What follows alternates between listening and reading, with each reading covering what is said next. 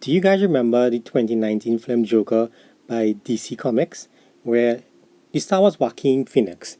And honestly, he did an outstanding acting performance. I mean, it was totally amazing. If you have not seen that film yet, and I'm pretty sure you have, check it out. But still, why referencing that film, that 2019 Joaquin Phoenix film? Well, in Joker, you guys would know that his life was collapsing. He was going through a tremendous period where depression and he was seeing things that weren't actually there. The city was going through a crime wave. He felt betrayed by everyone, all his friends and everything. And basically his life was falling apart. And in the end, he had this tagline he always used to say. He used to say, put on a happy face. Well, folks, that's what's taking place in Trinidad. The only difference is that the society is collapsing, the economy is collapsing, and the government is telling you, no matter what is happening around you, you just put on a happy face. But that's exactly what's going on. But first, before I continue and start rambling on, let me welcome back everyone to Viewpoint, the Brian Heeraman podcast. This is episode number 28. Remember, folks, to all my old listeners, all my new listeners, thanks for tuning in. I really appreciate you guys being here. Remember, you can find this podcast on Google Podcasts, iTunes, Twitter. It's also on YouTube. And for my international friends, you can find this podcast on Spotify. As always, thanks for tuning in, and let's get into it. Thou shalt not believe thy own lying eyes and ears, but instead, thou shalt put on thy happy face. And that, in summary, explains where we are in Trinidad and Tobago at this point in time. Can you imagine government ministers caught in the middle of their lies will try to convince you that what you hear, what you see for yourself is only a figment of your imagination and not the reality? And I'm referencing in particular Minister Franklin Khan, Minister of Energy, when in response to a question in Parliament from Senator Wade Mark, and they were talking about LPG gas prices, the 20-pound cylinders that you guys have at home. And according to Minister Khan, what he's basically saying, on the international market, that same 20-pound tank would go at the rate of $100, but here in Trinidad, we pay, I believe it's $23 for just something to that effect. And the reason why we pay that price is because LPG gas prices, as everyone knows, is significantly subsidized. Minister Khan went on to talk about how in 2 weeks' time it was the intention of government to regularize the prices to ensure that it's more competitive. And he talked about 2 weeks that they're going to bring the relevant legislation to ensure that takes place. And this was all being spoken about in the context of weaning the population off the government. He said that the government knows what they're doing. They're attempting to wean the people off the government.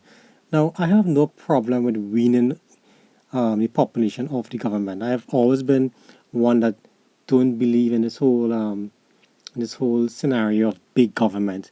But can you imagine if they were to remove the subsidy, on LPG, what would happen? Can you imagine how prices would increase drastically? I mean, just look at fast food outlets, for example. Their prices are not going to remain the same, and their prices are already high. I mean, it's ridiculous how they would attempt to impose such a shock on the system that will make gas prices increase so significantly. Now, the minister did have a press release right after. I do believe it was the next day when he said how the government would continue to subsidize LPG. It was only NP prices they were trying to bring to some form of regularization.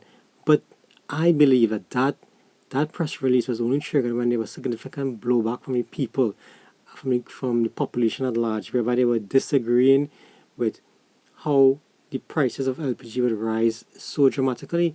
You see, I go back to the point of, according to Minister Khan, of weaning the population off the government. As I said, I don't believe government should be the largest employer in the industry. I've always believed that the population should not be dependent on government. But this is what you have in, in countries like Trinidad. I mean, how can you just have a dramatic removal of LPG prices that creates such a shock on the system, especially when at this particular point in time, when with COVID-19 and gas prices and the economy going through such uh, a mass change in terms of there's no jobs out there, um, revenues is at bare minimum for the government. But it's amazing that they would even attempt to do something like this. I know that they need funding, but to enact such a huge change that will have significant rippling effects throughout the system, I don't think that's a wise idea at all. And I hope that they really do rethink that and they don't intend to push forward this. I mean, the population at large is already facing significant crisis in terms of their own inability to have to get the revenue. I mean, yes, some of us who can afford the price increase and it wouldn't matter to anybody, but with the poverty level insurance being the way it is right now, I don't think that's a smart move. But as I mentioned before, this government, no matter what is taking place, I mean, how bad things are, they expect you to stay quiet and just put on your happy face.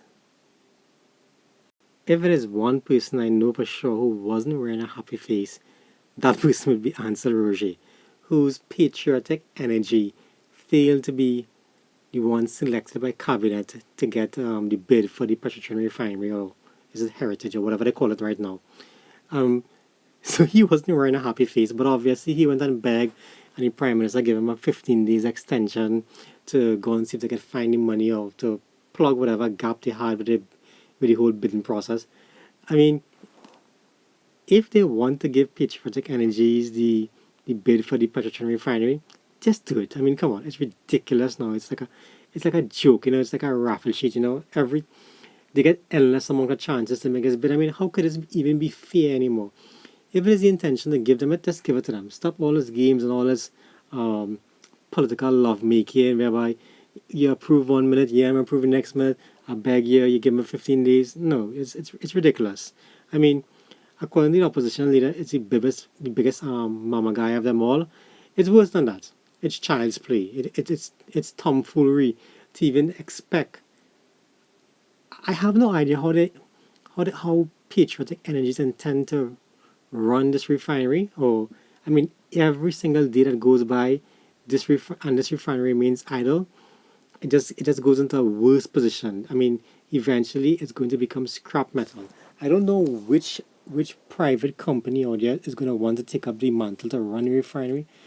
I mean, the investment cost to get this thing up and running and even make it efficient is going to be astronomical. But patriotic refineries thinks that they can do it.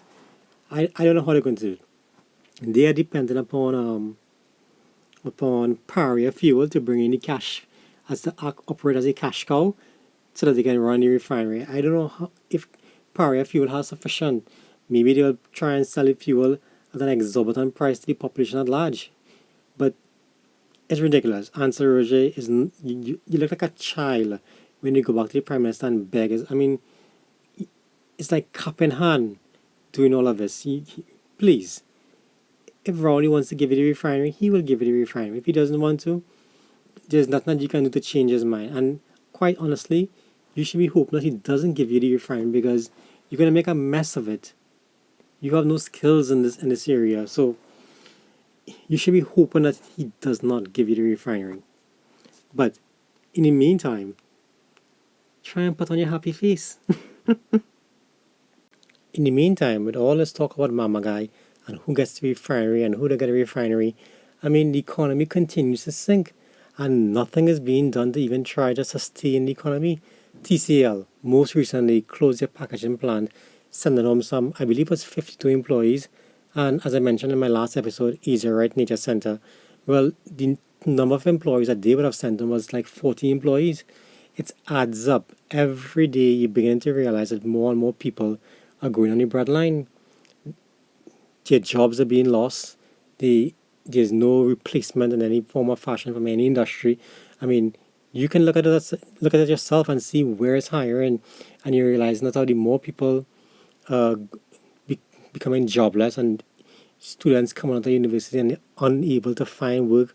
I mean, it's a very depressing situation that's taking place in the country. But the governor of the central bank recently come out and said how there will be no ease in getting foreign currency anytime soon for 2021. It's going to continue to be uh, an attempt to find like a needle in a haystack. There will be no foreign currency availability. I mean, when you look at it, I mean, Jawala Ramron had pointed out the businesses using the majority of the foreign currency. I think we need to do have an update from this governor. So, given this crisis taking place right now, which businesses are now the ones making the demand for foreign currency the most? I suspect it may very well be the same businesses as identified by Jawala, but we don't know what's going on.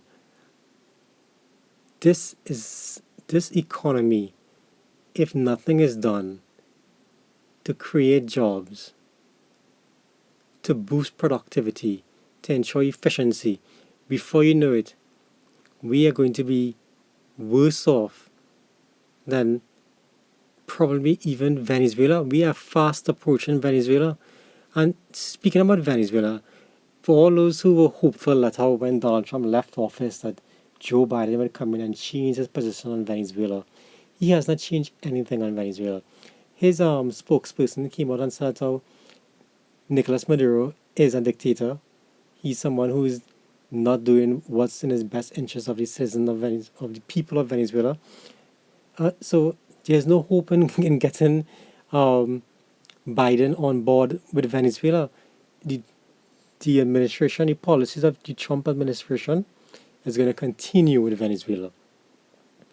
Look for something else. I mean, there's not going to be any dealing with Venezuela. Sanctions are going to stay in effect, and if Rowley thinks he's going to get his hands on the dragon field gas to boost Trinidad economy, it's not going to happen. Biden is not changing his mind. Trump didn't change his mind.